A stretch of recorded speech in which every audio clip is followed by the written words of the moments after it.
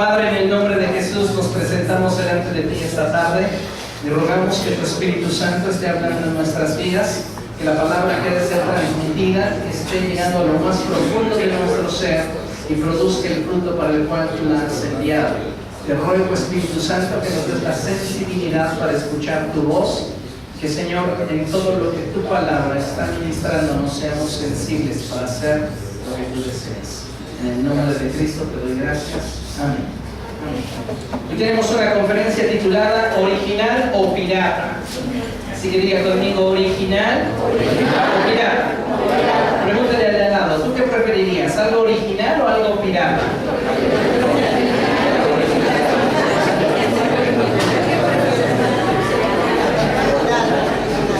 Fíjense, a veces pensamos así, si yo lo tengo que comprar, que sea pirata. Si me lo van a regalar, que sea original. Dame ese lugar, por favor. Solamente aclarando, en México utilizamos el término pirata para designar a aquellas cosas o aquellos productos que ostentan ser algo que no son. Una marca quizá tiene cierto glamour, cierta posición dentro del mercado, entonces el producto pirata es aquel que va a aparentar ser dicho producto, pero que no va a cumplir con todo lo que el original cumple. Entendiendo esto, es bien importante que comprendamos, amados hermanos, que hoy estamos viviendo en una sociedad que enfrenta muchos problemas. ¿Cuántos saben que esta sociedad en la que vivimos enfrenta muchos problemas? Podríamos mencionar desde el narcotráfico hasta la subida de la gasolina, ¿verdad? Muchos problemas.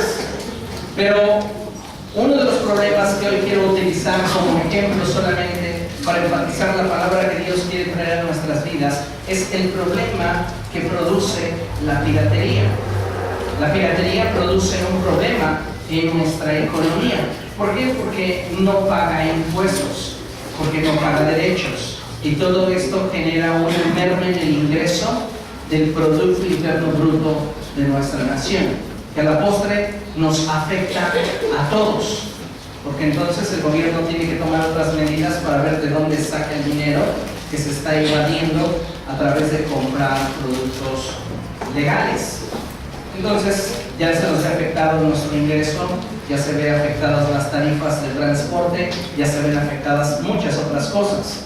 Entonces la piratería es un problema que encontramos en nuestra nación y que afecta muchas áreas alrededor. Pero hoy no quiero hablarles simplemente de esta situación, sino quiero enfocarlo en el área espiritual, porque muchas veces nosotros vivimos lejos de ser cristianos originales y verdaderos, siendo cristianos pirata.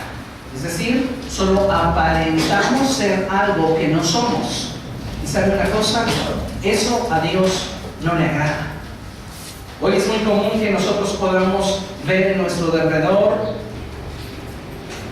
algunas cosas piratas. Encontramos ropa, encontramos accesorios, encontramos discos, encontramos películas. En otras palabras, son productos, bienes o servicios los cuales ostentan un nombre, pero en cuyo proceso de fabricación, tanto la calidad de sus ingredientes como su acabado no corresponden a aquel que ostenta la marca original. Una de las causas por las cuales las personas suelen elegir o preferir productos pirata es en relación al costo-beneficio. Y le pongo un ejemplo. Una persona ve en una tienda una playera de X marca que tiene un costo de 100 pesos. Esa playera dice que es 100% algodón, pero es una playera. Y después esta persona encuentra en otro lugar una playera que ostenta la misma marca que la anterior, pero cuya procedencia es dudosa y el valor es de 55 pesos. Esta persona dice, es una playera, pero no repara en el hecho de que esa playera, que es pirata, de la marca original, dice en su elaboración 55% poliéster, 45% algodón. Entonces esta persona piensa que se está ahorrando un dinero, pero el beneficio que obtiene en realidad dista mucho de aquel que ostenta la marca original. Entonces quien compró la marca original se va a poner su playera y va a estar fresco. Pero quien se compró esa playera que es 55% poliéster y 45% algodón, en lugar de estar fresco, va a estar sudando. Entonces, va a haber cosas que van a parecer iguales, pero que no lo son. Y aquí es el mensaje de Dios para nosotros hoy. ¿Qué clase de cristianos somos? ¿Somos cristianos que estamos viviendo el Evangelio de una forma correcta, de una forma real, de una forma verdadera? ¿O somos personas a las cuales solo nos está importando el qué diga la gente, la apariencia? ¿Somos personas que caminamos por la vida con una Biblia bajo el brazo, pero que no vivimos la palabra? Una apariencia de piedad, decía el apóstol Pablo, pero con su manera de vivir niegan el poder de la gracia, niegan el poder de la piedad.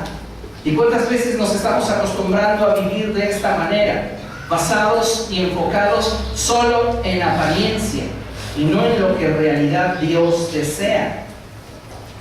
La piratería hoy está no solo afectando los productos o servicios que consumimos en derredor. El mayor problema lo encuentro cuando esta forma de pensamiento la trasladamos a nuestro estilo de vida. En otras palabras, como mencionaba anteriormente, comenzamos a vivir solamente de apariencias. En nuestra vida cristiana debemos de tener cuidado de que esta deje de ser una vida cristiana real, verdadera, y nos convirtamos en cristianos de apariencia. La Biblia dice que Dios amó de tal manera al mundo que envió a su Hijo unigénito para que todo aquel que en él creyera no se perdiera, sino que fuera salvo. Dios le amó a usted de tal manera y lo consideró de tal valor que usted, aun cuando estaba hundido en sus pecados y delitos, Dios le miró con amor y miró en usted un gran valor. De modo que envió a su Hijo Jesús para que él muriera en la cruz y su sangre, al ser vertida en la cruz del Calvario, le pudiera a usted limpiar de todo pecado y le pudiera salvar. Dios pagó por un cristiano original. La pregunta obligada es, ¿qué le estamos entregando nosotros? No sé si alguna vez usted ha tenido esta terrible experiencia de ir a un lugar en el cual le ofrecen un producto que ostenta dicha marca y que después de usted haberlo pagado como original, se da cuenta que es un producto pirata. Le vendieron ese mini componente como si fuera de la marca Philips, o Kingwood, o Sony. Y cuando usted se da cuenta y lo saca del empaque, dice Filipos, Kingwood, Sony. ¿Qué sentiría usted si pagó 3,500 pesos por un mini componente que termina siendo un producto que no es lo que usted pagó? ¿No se sentiría decepcionado, defraudado? ¿Qué pensaría de ese vendedor que le dijo que ese era el producto de punta y que lo envolvió de tal modo para que usted pagara? Nos sentiríamos decepcionados. Pero ¿cuántas veces no consideramos esto en relación a Dios? Porque Dios pagó por nosotros un precio altísimo. ¿Para qué cosa? Para que viviéramos en el nivel de vida abundante que Jesús nos prometió. Y ese nivel de vida abundante tiene que ver con vivir dentro de la voluntad de Dios. Pero muchos de nosotros preferimos mantener una apariencia en lugar de vivir una realidad. Decimos ser algo cuando en realidad no lo somos. Declaramos palabras muy bonitas y podemos apantallar a la gente que está en nuestro derredor con tantos versículos de la Biblia que no sabemos, o con tanta teología que invade nuestra mente. Pero nuestra manera de vivir refleja lo que declaramos, lo que decimos. ¿Somos reales? ¿Somos verdaderos? ¿Somos originales? ¿O somos simplemente una apariencia de lo que deberíamos de ser? La Biblia enfatiza en muchas ocasiones el anhelo que Dios siente por cada uno de nosotros. ¿Sabía usted que Dios le anhela? ¿Sabía usted que Dios le desea? Muchas veces no nos detenemos a pensar en esto. Pero si Dios entregó a su Hijo por nosotros, piense en esta verdad. Dios prefirió quedarse sin su Hijo, aún por un instante en la eternidad, que perderlo a usted una eternidad. Usted es una persona de gran valor para Dios. Y Él pagó el precio justo por usted. Usted es valioso. Usted no es una persona que le salió a Dios cara. Usted es valiosa. Y algo que debemos de tener presente es si realmente nuestra manera de vivir está reflejando lo que Dios espera obtener de nosotros o no.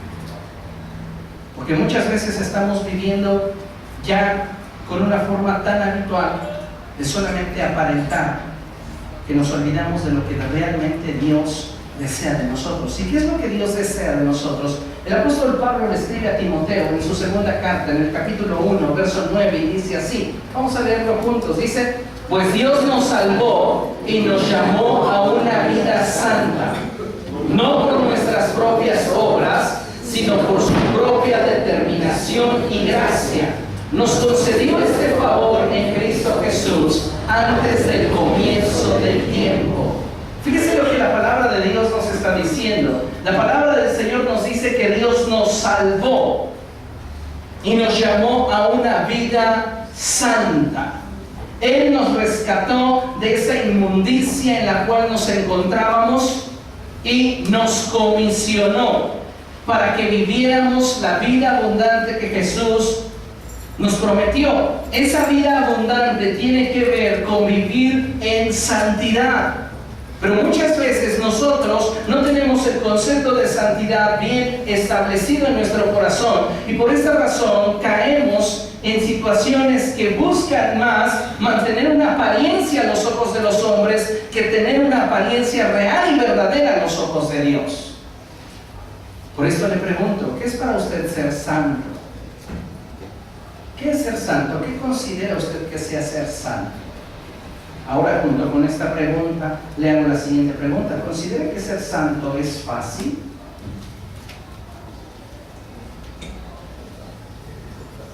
¿Qué dice usted?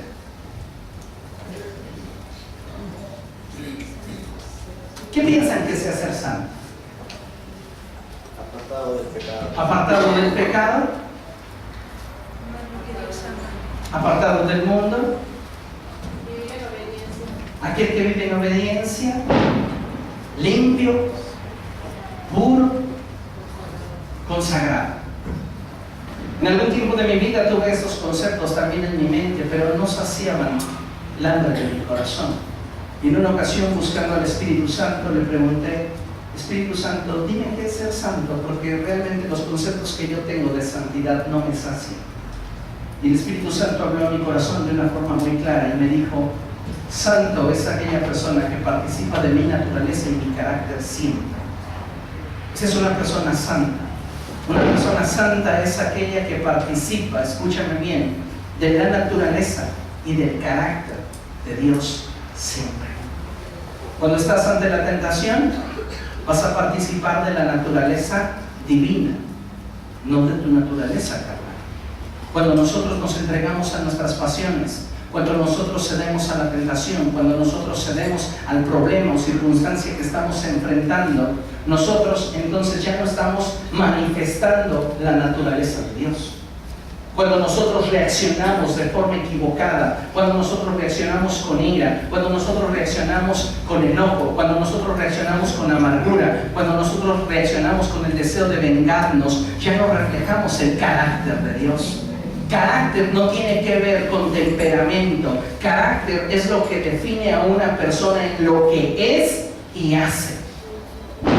Nosotros necesitamos, como hijos de Dios, entender que hemos sido salvados y se nos ha dado un fin: el vivir la vida abundante que Cristo nos prometió. Y esa vida abundante que Cristo nos prometió tiene que ver con vivir una vida santa, es decir, una vida que refleje la naturaleza y el carácter de Dios en todo momento. No los domingos por la tarde, no los domingos por la mañana, no los días entre semana en los cuales hay reunión y usted asiste, no en el tiempo de alabanza donde puede levantar sus manos o donde puede cantar. En todo momento, cuando tiene problemas en el trabajo, cuando tiene problemas dentro de su matrimonio, cuando se encuentra con situaciones difíciles dentro del hogar, en estos momentos es que usted debe de vivir reflejando la naturaleza y el carácter de Dios. En estos momentos es cuando usted debe de tomar la decisión de hacer lo correcto. Por eso dice la Escritura, pues Dios nos salvó y nos llamó a una vida santa. La pregunta es, en todo lo que yo estoy atravesando, en todo lo que yo estoy viviendo, ¿estoy reflejando la naturaleza y el carácter de aquel que me salvó? Tal vez usted piense que ser santo no es fácil, pero déjeme decirle que esta es una mentira que el diablo ha sembrado en su mente. Ser santo es muy fácil. En una ocasión fui a una congregación y prediqué acerca de la santidad. Terminó, una persona se acercó, varias personas se acercaron, pero uno de ellos dijo, gracias por este mensaje, hermano, muy inspirador, lástima que sea imposible vivirlo. Y sabe una cosa, muchos cristianos están viviendo con esa mentalidad. Piensan que ser santo es imposible, es una utopía, pero no es así. ¿Sabe una cosa? Para que usted viva pecando, usted tiene que haber resistido al Espíritu Santo y empeñarse en hacer lo que su naturaleza pecaminosa le indica que debe de hacer.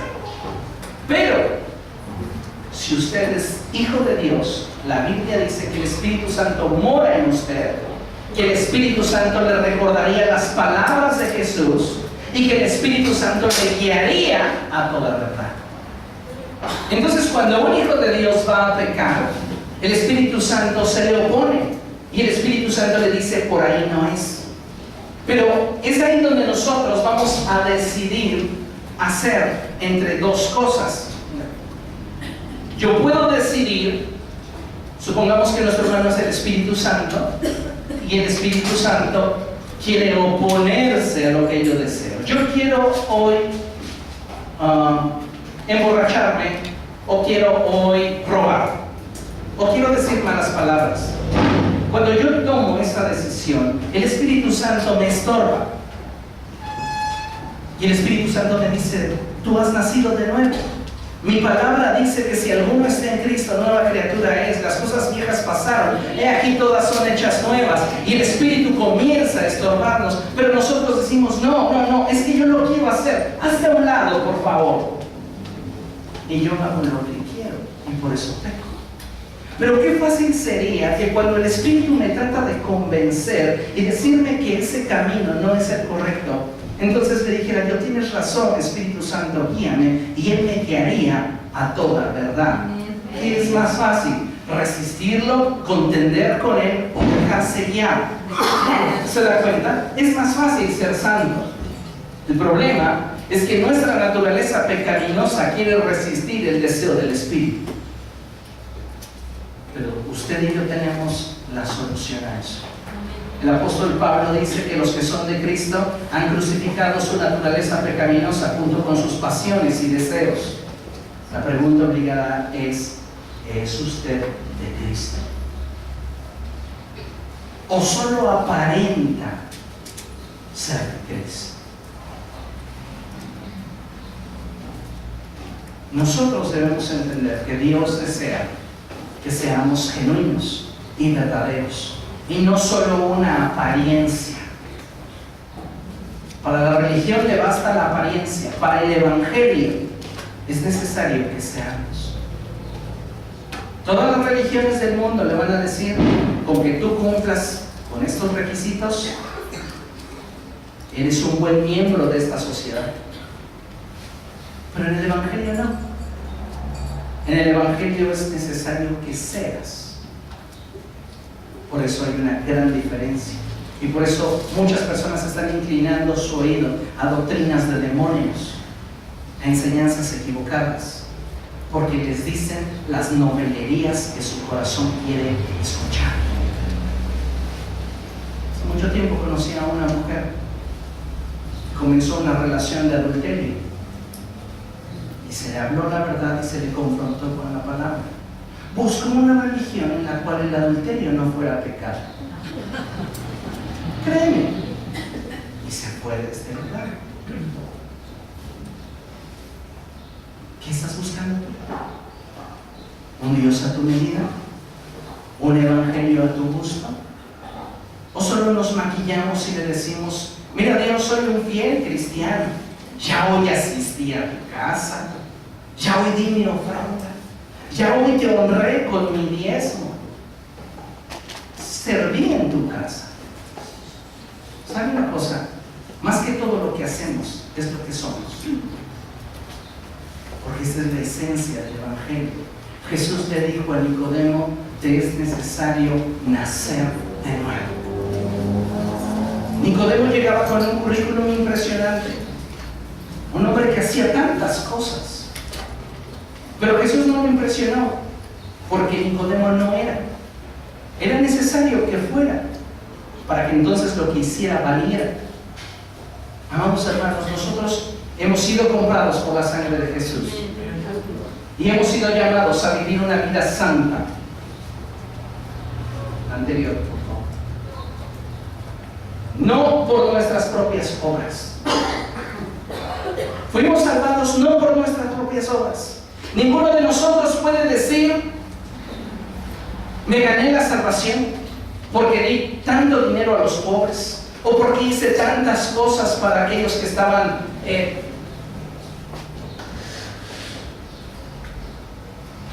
desventurados, mal. Ninguno de nosotros hemos hecho nada. Entonces hemos sido salvos no por nuestras propias obras, sino por su gracia, por su determinación. Dios determinó salvarnos. ¿Por qué? ¿Porque fuéramos los mejores? ¿Porque fuéramos los más inteligentes? ¿Porque fuéramos los más ricos?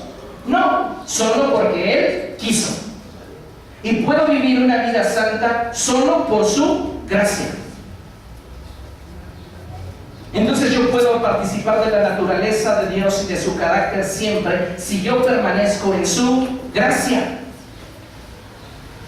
Por esta razón dice el apóstol Pablo que el Señor le dijo, bástate mi gracia, porque mi poder se va a perfeccionar en tu debilidad. El apóstol Santiago dice que cada uno de nosotros es atraído de acuerdo a la debilidad que tiene en su naturaleza. ¿Usted en qué área está siendo tentado? ¿En qué área está siendo probado? ¿En qué área de su vida está constantemente con una inclinación a hacer algo que a Dios no le agrada? Bueno, pues en esa área de su vida usted debe de permitirle al Espíritu Santo que Él sea fuerte donde usted es débil. Porque de esa manera es como nosotros vamos a poder vivir esa vida santa. No lo vas a lograr a través de disciplina, no lo vas a lograr a través de determinación.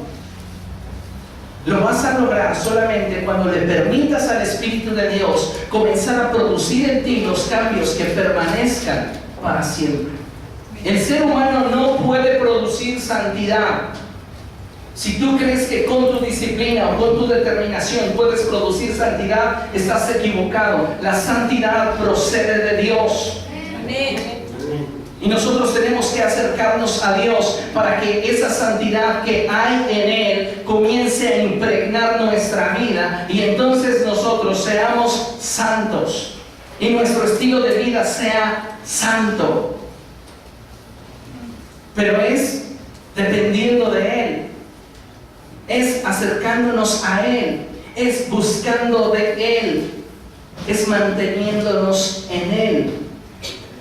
Y dice la palabra de Dios que Dios nos concedió este favor. ¿Qué favor? El ser salvos y el vivir una vida santa en Cristo Jesús antes del comienzo del tiempo. En otras palabras, nos está diciendo que desde la eternidad Dios ya había predestinado a Cristo Jesús para redimir a la humanidad de nuestros pecados.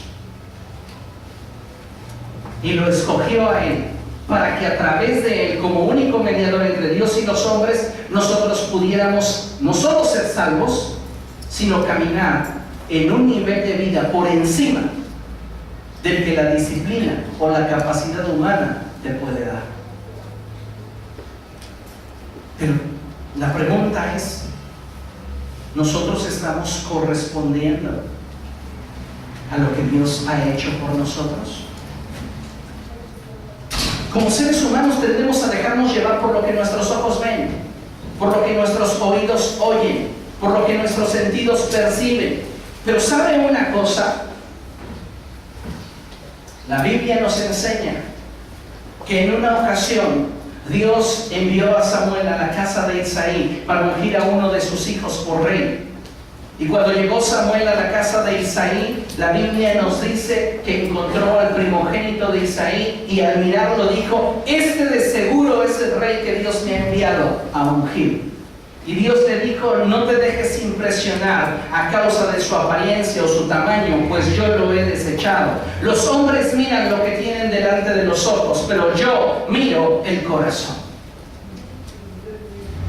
Como seres humanos tendemos a dejarnos llevar por lo que escuchamos y vemos y decimos: ay, esa persona habla tan bonito el Evangelio, o se sabe tantos textos, o dice que era tal título en la iglesia.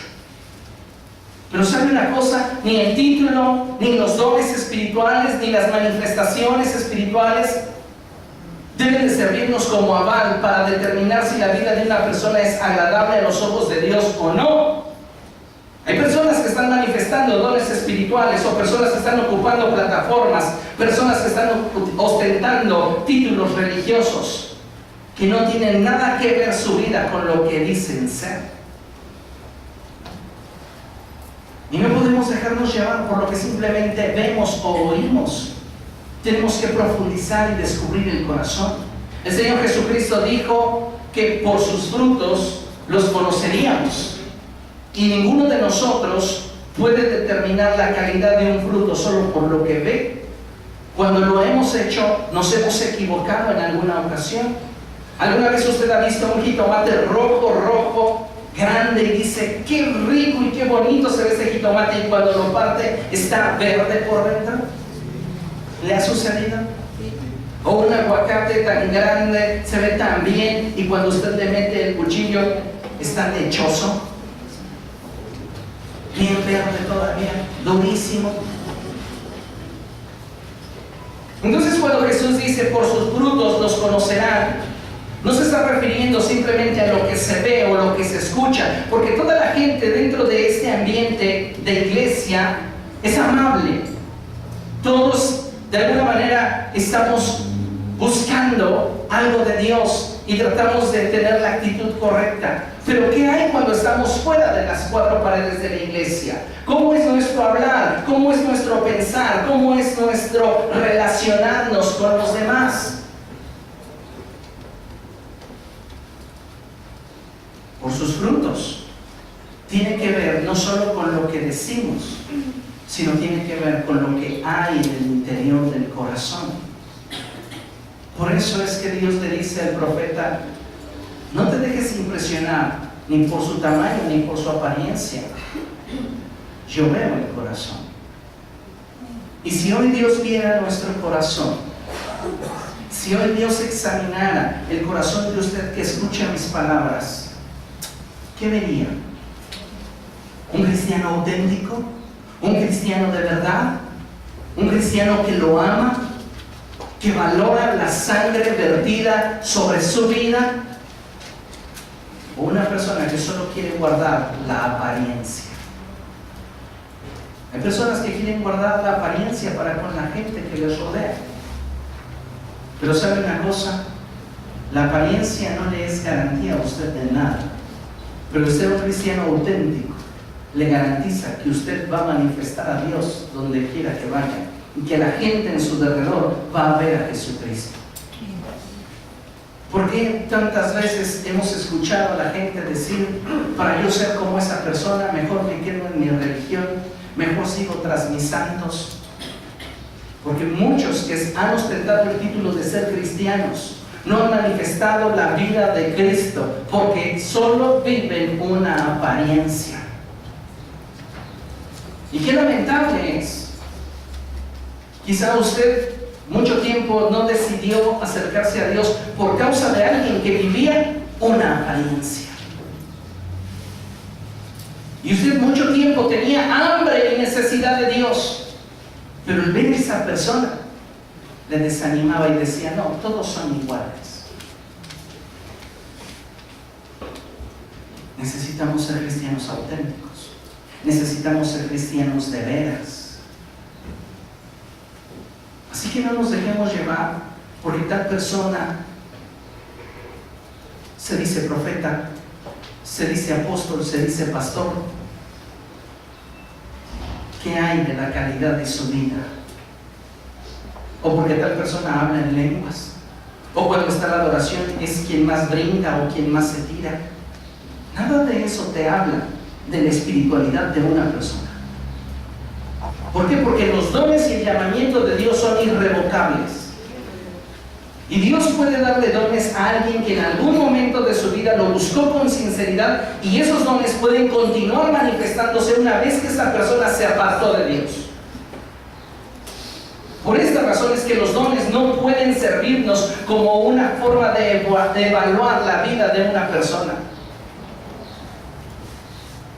La vida de una persona solamente puede ser evaluada por lo que hay en su corazón y el nivel de su relación con Jesús. Entonces, no nos debemos de dejar llevar por aquello que estamos percibiendo en la gente y decimos, no, es que pareciera ser que esta persona sí es súper espiritual. El mismo apóstol Juan, en la primera epístola que él escribe y que lleva su nombre, él dice: no le crean a todos aquellos que digan estar hablando por medio del Espíritu, sino juzguen sus palabras, juzguen su manera de vivir. Cuando él dice, si alguno de ellos confiesa que Jesús vino en carne, este procede de Dios, y aquel que lo niegue, este procede del anticristo. Hay personas que dicen, ¿tú crees que Jesús vino en carne? Sí. Es de Dios. No me está diciendo eso Juan. Hay personas que utilizan incluso este pasaje para determinar si una persona sigue endemoniada o no. Dime, si Jesús vino en carne. Sí. Ya está libre. Gloria a Dios. No es lo que está diciendo Juan. Juan está diciendo, prueben a aquellos que se digan hablar inspirados por Dios. ¿Qué manera es para probar si Jesús vino en carne? Si ellos aseguran, si ellos manifiestan el hecho de que Jesús vino en carne procede de Dios. ¿Qué es lo que está diciendo Juan? Si ellos con su manera de vivir, con su estilo de vida, se manifiestan como fieles discípulos y seguidores de Jesús, ellos proceden del Espíritu. No tiene que ver con lo que dices. Porque el apóstol Pablo dice que aún Satanás puede manifestarse a nosotros como un ángel de luz. Puede hablarte muy bonito, pero dice la Escritura que debido a su naturaleza no puede someterse a la voluntad de Dios. No tiene que ver con palabras, tiene que ver con lo que hacemos, con lo que hay en el corazón. Y la pregunta es, ¿usted está siendo una persona que está viviendo de acuerdo a lo que dice ser? Es que yo soy un hijo de Dios, pero yo no me fanatizo. Yo soy un hijo de Dios y Dios me ama con mis debilidades. Y acá su copita o su caballito.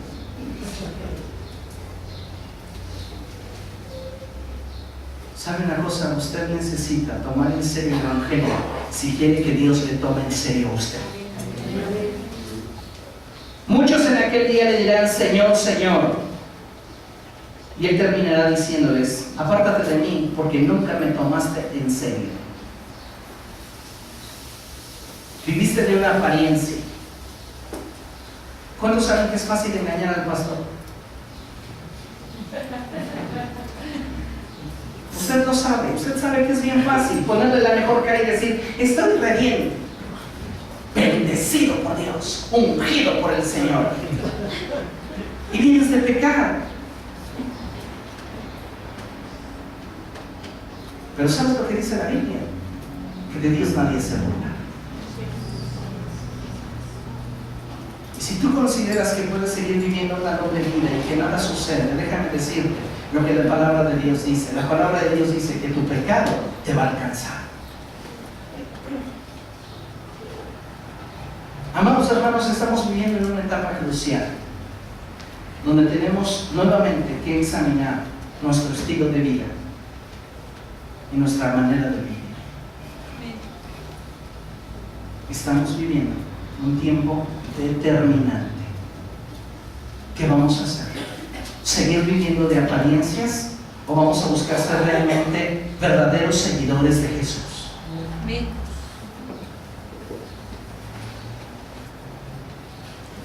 Hace años escuchaba al apóstol Victor Richards decir, cuando le preguntaban, oye, ¿usted es cristiano? Y él decía, ¡no! ¿Usted es evangélico? ¡No!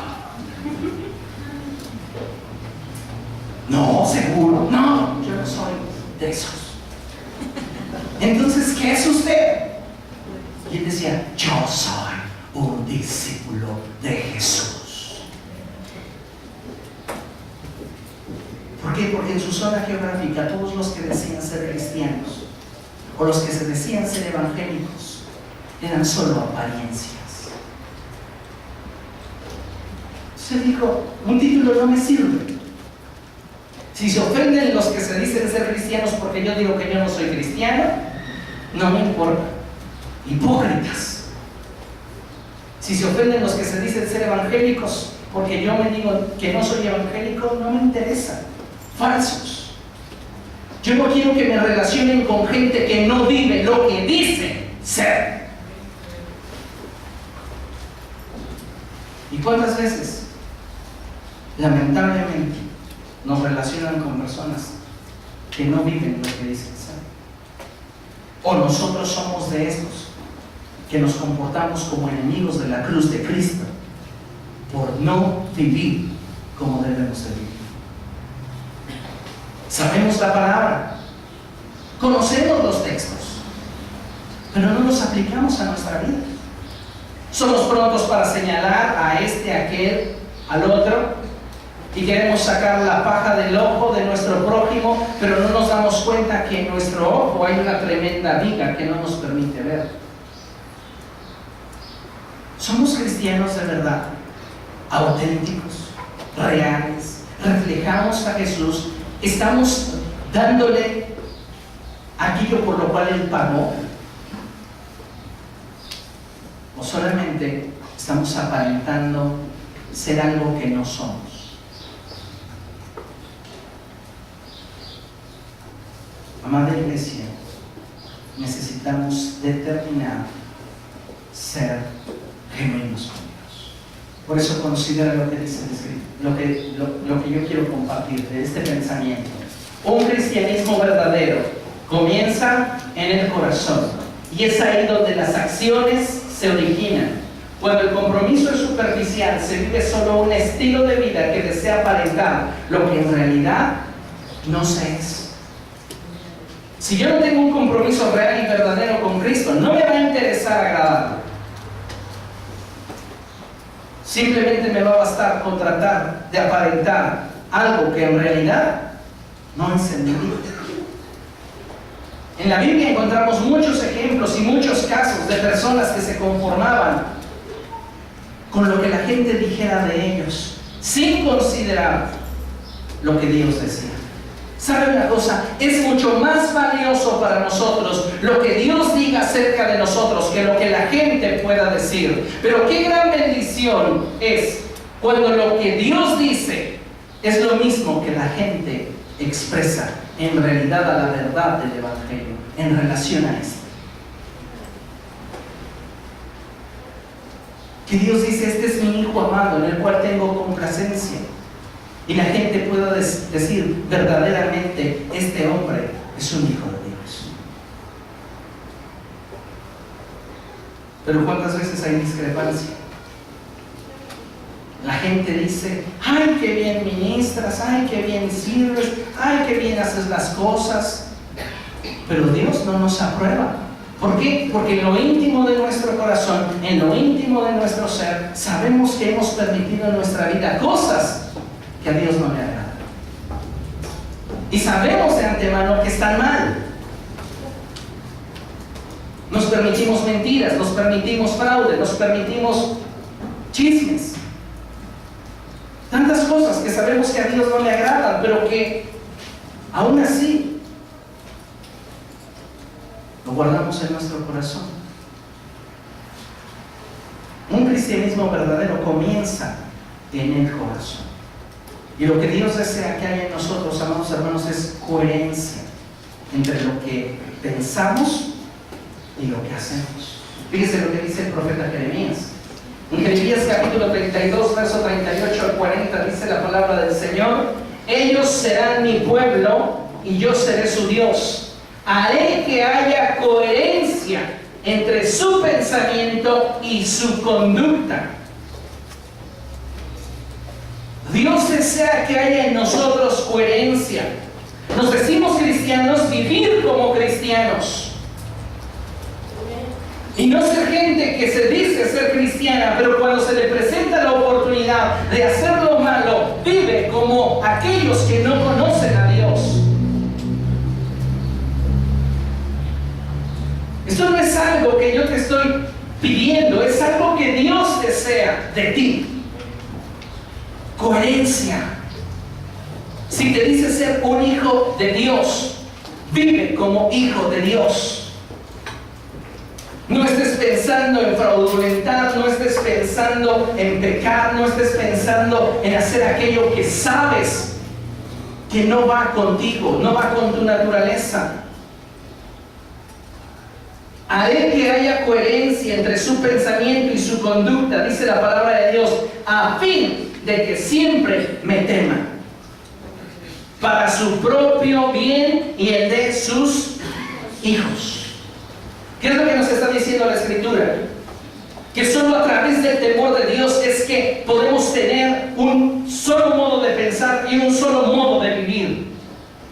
Y cuando nosotros vivimos en el temor de Dios, esto va a bendecirnos a nosotros y va a bendecir a nuestros hijos.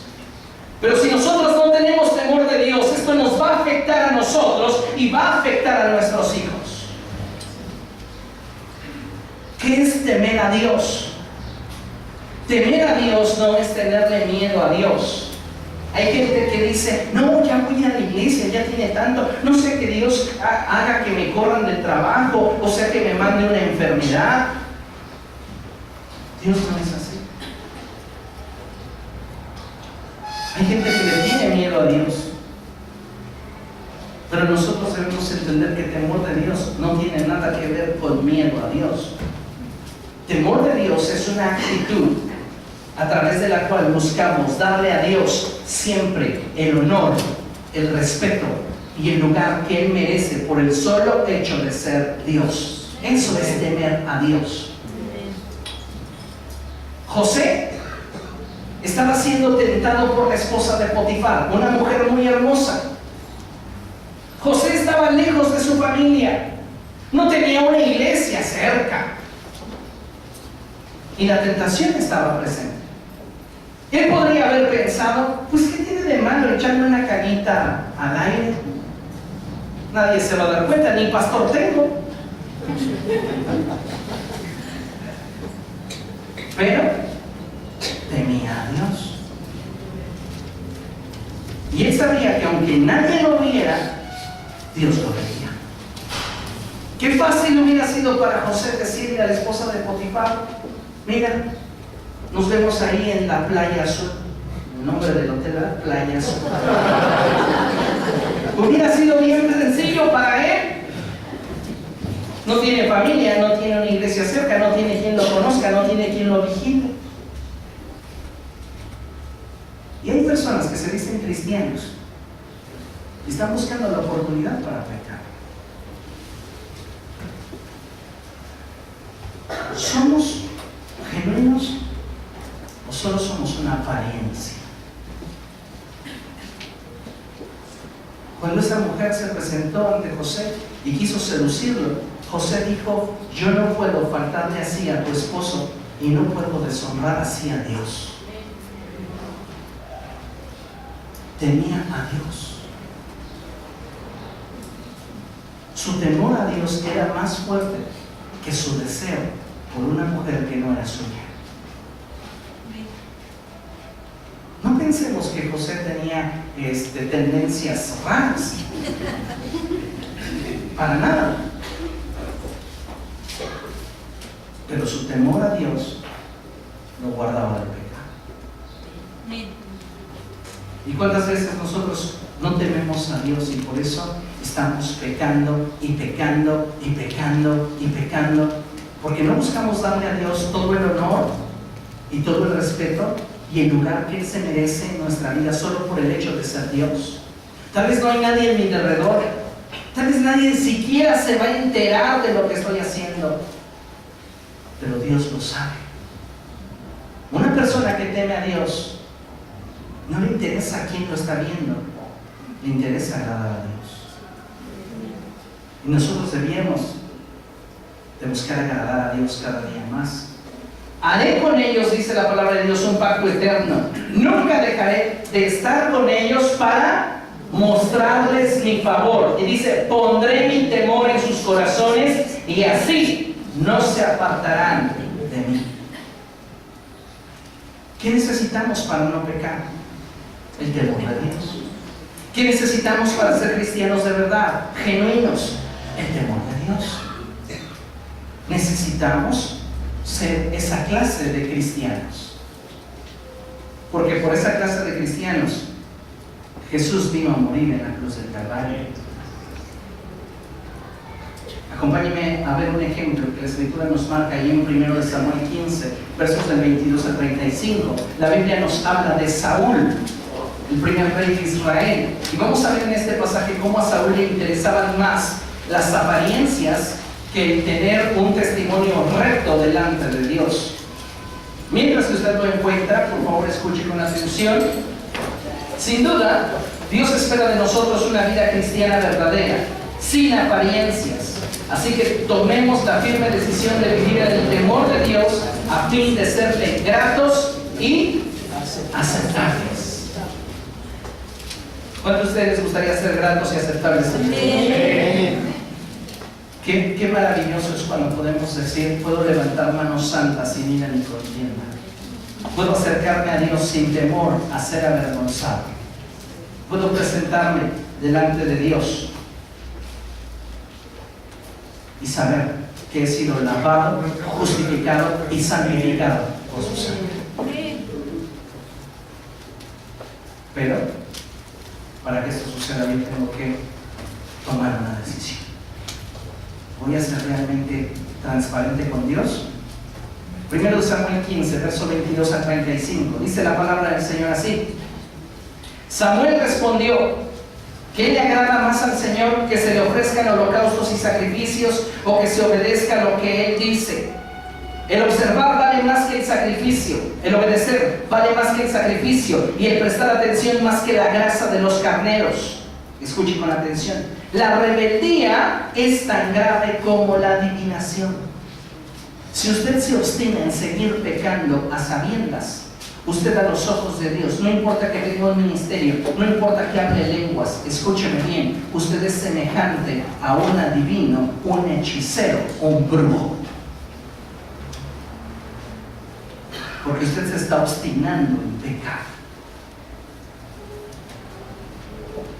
Y la arrogancia, el decir, pecaste, no pequé, no está mal. Hace tiempo se utilizaba mucho una frase que decía, últimamente, Dios conoce mi corazón. ¿Sabe qué es lo que estamos diciendo cada vez que declaramos Dios conoce mi corazón como pretexto para evadir nuestra responsabilidad? Le decimos a la gente en otras palabras, ¿sabes qué? Yo no quiero que tú me juzgues, yo espero que Dios mismo me juzgue.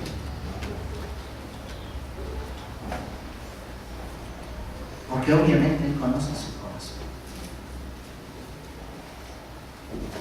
¿Y cuántas veces estamos nosotros persistiendo en lo malo, cuando nuestra naturaleza debería de prevalecer, la naturaleza de Cristo en nosotros debería de prevalecer sobre la naturaleza del pecado?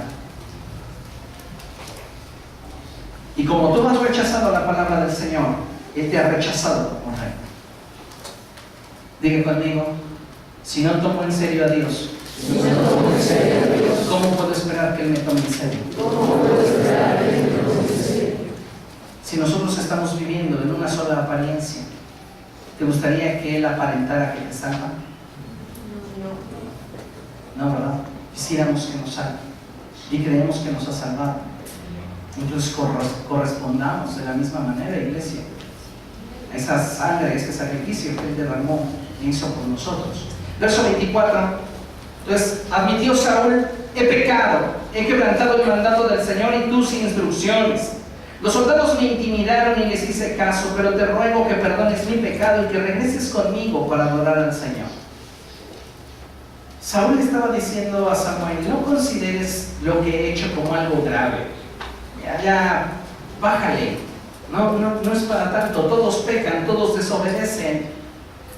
No es para tanto. Es tiempo de celebrar. Vamos a celebrar. Y Samuel le dice: yo no voy a regresar contigo. Tú has rechazado la palabra del Señor y Él te ha rechazado como rey de Israel. Samuel no quiere estar con Saúl porque la actitud de Saúl no es la actitud correcta. Y dice la Escritura que cuando Samuel se da la vuelta para irse, Saúl le agarra el borde del manto y se lo arranca. Entonces Samuel voltea y le dice: hoy mismo el Señor ha arrancado de tus manos el reino de Israel y se lo ha entregado a otro más digno que tú. Todo lo que hizo es pecado. El pecado ciertamente nos separa de Dios, nos priva de la gloria de Dios, pero trae esclavitud sobre la vida del hombre, trae maldición.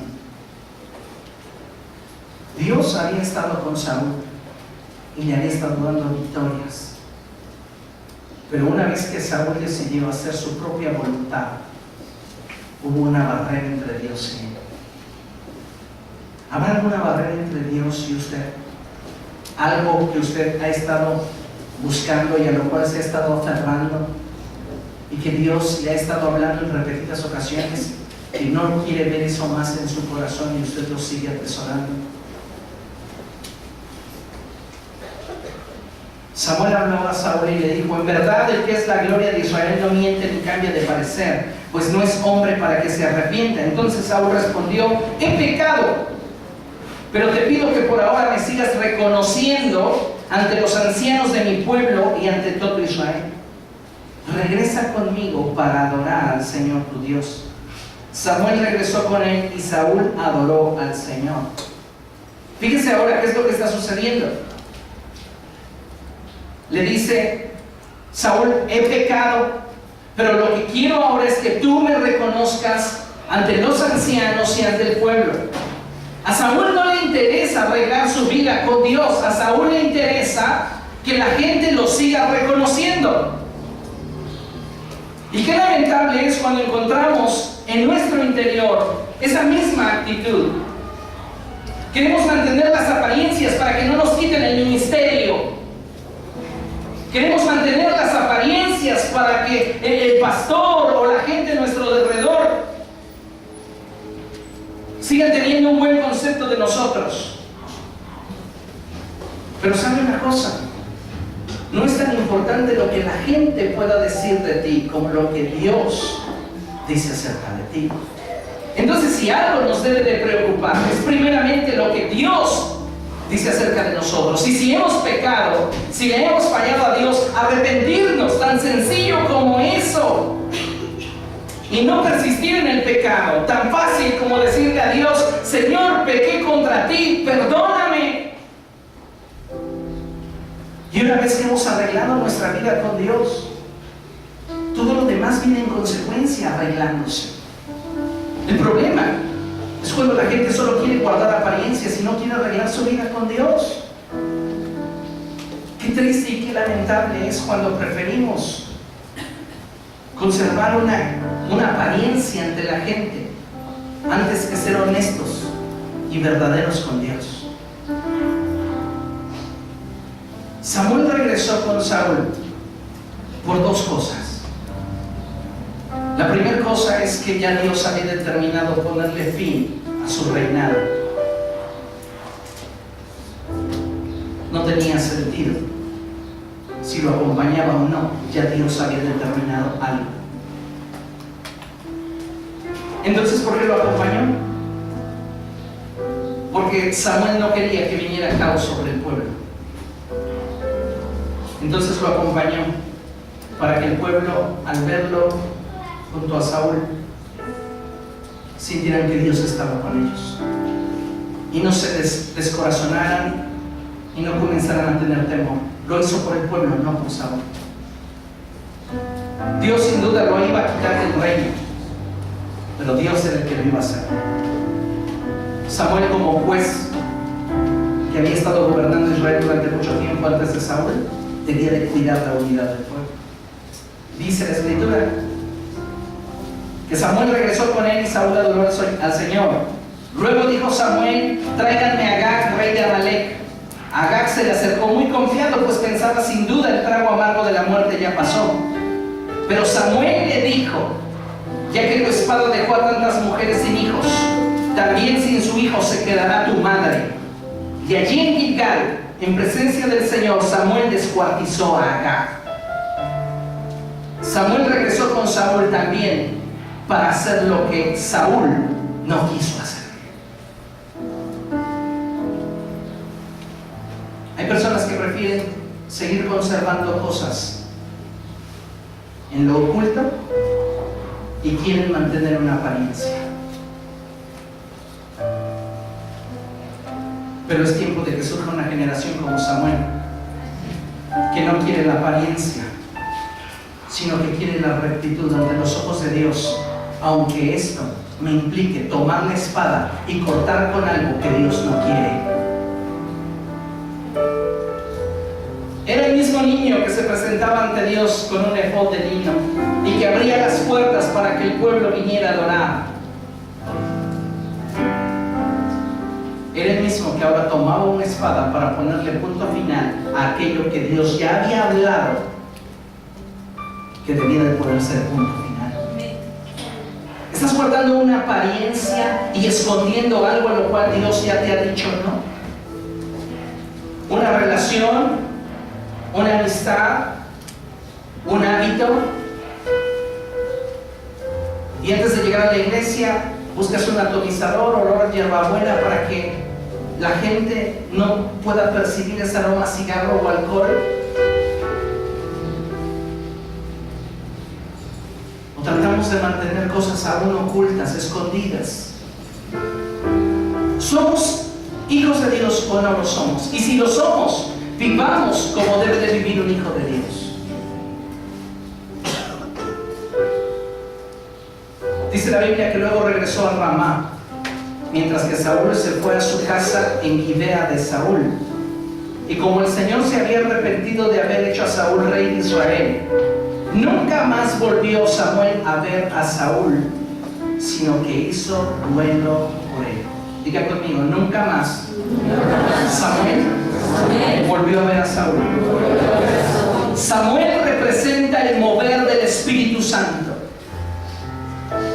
Y Saúl representa a aquellos que han sido escogidos para ocupar un lugar de honor delante de los hombres y delante de la presencia de Dios.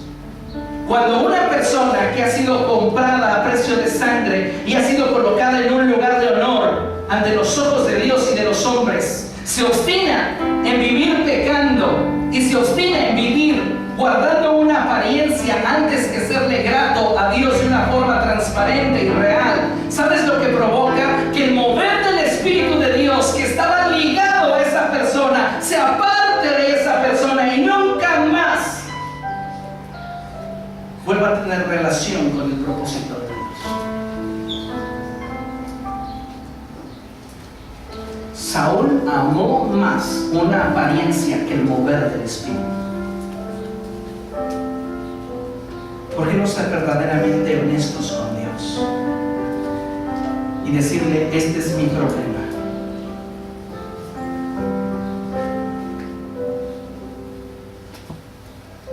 ¿Por qué no abrir nuestro corazón y decirle a Dios: tengo problema con la pornografía, tengo problema con el adulterio, tengo problema con las malas palabras, tengo problema con el sexo opuesto, tengo problema con esta área de mi vida?